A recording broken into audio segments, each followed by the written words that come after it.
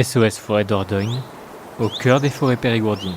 Bonjour à toutes et tous, je suis Pascale Moulet, une des 8 coprésidentes et coprésidents de l'association SOS Forêt Dordogne. Depuis 4 ans maintenant, nous alertons l'opinion publique, les politiques, les pouvoirs publics, les propriétaires et les exploitants forestiers sur les dangers de l'industrialisation de la sylviculture. Les récents événements autour du nématode du pin dans les forêts des Landes semblent malheureusement nous donner raison. Les élections municipales vont arriver très vite en 2026 et elles nous semblent être une bonne occasion de nous mobiliser pour les forêts et de le faire savoir. La forêt périgourdine est un trésor. Elle façonne nos paysages, régule notre climat, abrite une biodiversité unique et fait partie de ce que nous transmettrons aux générations futures. La forêt périgourdine fait partie des 4% de forêts françaises qui sont riches de plus de 4 essences dominantes.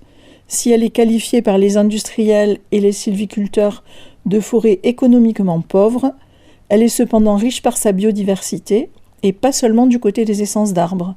Qui dit variété des essences, dit variété des hôtes, susceptibles d'accueillir insectes, oiseaux, champignons et autres mammifères vivant sous couvert forestier. Si elle est privée à 99% en Dordogne, l'existence de cette forêt est garante de nombreux services écosystémiques nécessaires à notre bien-être, comme la purification de l'air et de l'eau, le maintien de sols en bonne santé, l'existence d'un régime de pluie régulière, un effet tampon sur la température et bien sûr la production de bois, utile pour remplacer les produits issus du pétrole. Mais aujourd'hui, notre forêt est sous pression. Coupe rase, projets industriels mal encadrés, artificialisation des sols, perte de diversité des essences, tous ces facteurs la mettent en danger. Les municipales qui approchent sont une chance d'agir concrètement en utilisant toutes les compétences communales pour protéger nos forêts, là où les décisions se prennent, au plus près de nous. Comment se mobiliser, vous demandez-vous peut-être ? Principalement de 3 façons. En rejoignant une liste existante pour y porter nos idées, en les élargissant bien sûr à la défense de l'ensemble du vivant. En montant une liste avec d'autres citoyens engagés qui partagent vos valeurs. Et enfin, si l'aventure municipale ne vous tente pas, en interpellant vos candidats lors de vos rencontres ou en réunion publique pour leur demander de se positionner sur les questions de préservation de nos forêts. Prenons ces propositions dans l'ordre. La première, rejoindre une liste municipale, permet d'impulser une réflexion en conseil municipal sur la préservation des forêts, notamment communales s'il en existe, sur la récupération par la commune de biens sans maître ou l'achat de forêts en déshérence, sur l'utilisation du droit de préemption, sur l'impact de la sylviculture sur les chemins communaux, et ça permet aussi d'avoir des informations auxquelles les citoyens lambda n'ont pas forcément accès. Ce peut être une occasion d'inciter le conseil municipal à prendre un arrêté fixant des conditions plus strictes d'encadrement des chantiers forestiers, avec un délai de signalement permettant véritablement aux élus de se mobiliser pour effectuer un état des lieux avant et après chantier.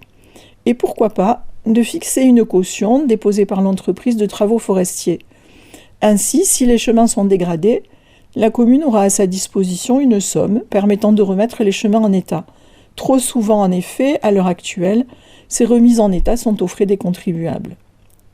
Cela permet également de participer aux réflexions sur les PLUI, un outil important pour préserver forêts et trames vertes ou bleues, dont la faune a absolument besoin, comme de réfléchir à la fiscalité foncière. Vous pourrez ainsi influer sur les méthodes sylvicoles par une exonération de taxes foncières favorisant la sylviculture mélangée à couvert continu sur des parcelles bénéficiant d'une obligation réelle environnementale. L'obligation réelle environnementale, qu'on appelle souvent ORE, étant un contrat qui est signé chez un notaire entre un propriétaire, une association de défense de l'environnement, et parfois un tiers, et qui permet de sécuriser la destination de la parcelle pendant une durée qui va jusqu'à 99 ans, donc qui garantit que si on veut préserver cette parcelle et par exemple ne pas y faire de coupe rase, à partir du moment où l'ORE est signé, quels que soient les propriétaires successifs, cette obligation s'impose à eux. Vous pourrez aussi être, en tant qu'élu, à l'origine de réunions d'information des propriétaires forestiers sur les avantages de la sylviculture mélangée à couvert continu et sur les écueils de la sylviculture industrielle, en nous prêtant des salles et en co-organisant ces réunions, comme l'ont déjà fait un certain nombre de communes ces dernières années. Rejoindre une liste municipale, c'est donc défendre de l'intérieur une gestion forestière durable, la transparence, la protection des milieux naturels et des politiques locales ambitieuses. Deuxième piste, si vous avez encore plus de temps et d'énergie à consacrer à notre combat et à bien d'autres, monter une liste alternative, engagée pour le vivant, sera encore plus efficace puisque, avec votre équipe, vous serez à l'origine de l'ensemble des actions que je viens de décrire et de bien d'autres encore.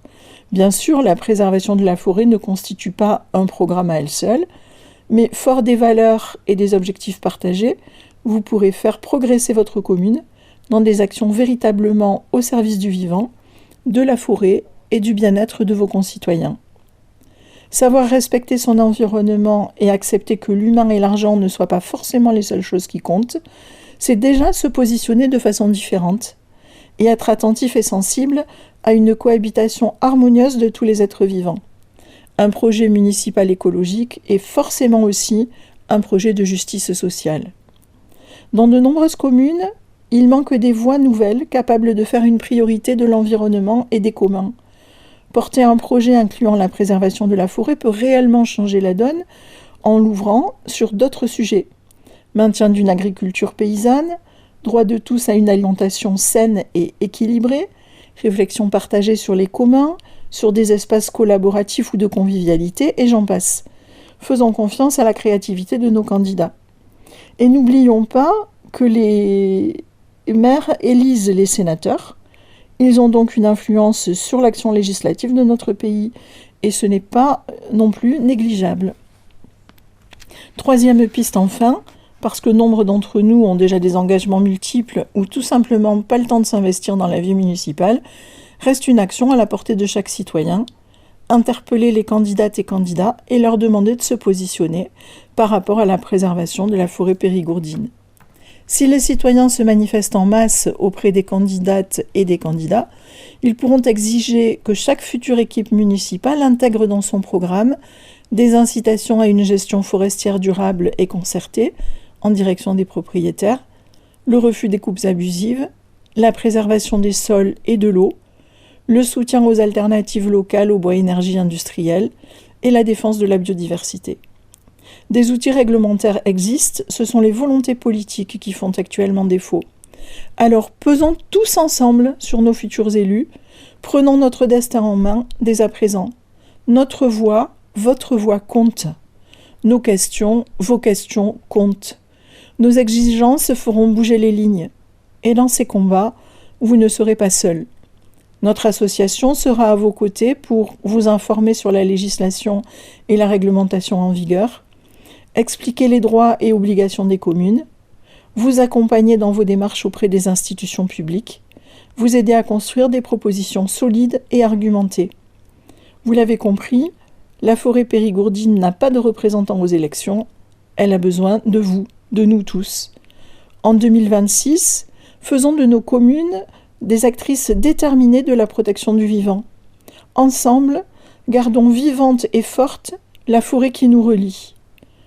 Et pour mieux nous connaître, n'hésitez pas à consulter notre site, notre page Facebook ou Instagram. Vous y trouverez des actualités sur la forêt, des conseils de lecture, des vidéos. Tapez SOS Forêt Dordogne dans votre moteur de recherche et vous nous trouverez. À bientôt et profitez des promenades en forêt pour vous ressourcer. SOS Forêt Dordogne, au cœur des forêts périgourdines.